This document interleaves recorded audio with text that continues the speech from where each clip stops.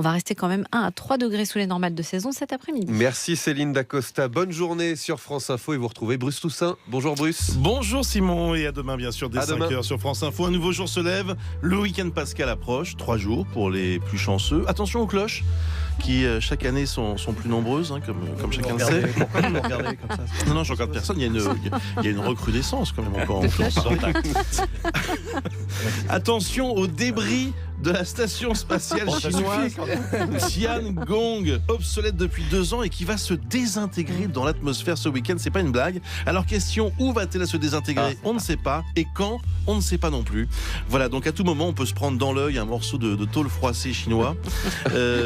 L'engin pèse quand même quasiment 8 tonnes, donc ça donne une idée. Les scientifiques ont établi une petite zone prioritaire, donc ça concerne pour la France Perpignan, la Corse, la Réunion, la Martinique. Bon, voilà.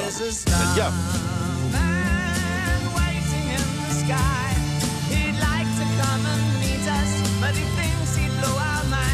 Je vais regarder quand même si l'avenue du président Kennedy à Paris, côté père, n'est pas concerné par la zone de recherche. C'est chez nous. On va vérifier. Bonne journée, bon réveil, il est 7h. France Info. Deux points, ouvrez l'info.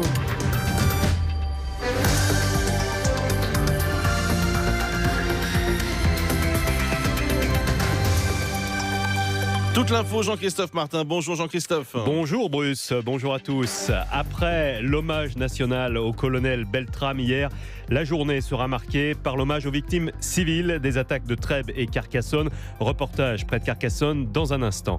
La marche blanche à Paris hier soir contre la haine et l'antisémitisme a rassemblé des milliers de personnes. Elle a aussi été marquée par des incidents autour de la présence de Marine Le Pen et Jean-Luc Mélenchon. Reportage dans un instant. Également dans l'actualité, le plan Macron pour faire de la France un champion de l'intelligence artificielle. Exemple très concret dans le journal avec la révolution qui s'annonce pour la prise en charge du cancer. Et on va aussi, dans quelques minutes, visiter l'expo de la Croix qui ouvre ses portes au Louvre à Paris. France Info. Après l'hommage hier aux héros, au colonel Beltrame, les victimes civiles des attaques de Trèbes et Carcassonne sont honorées à leur tour aujourd'hui.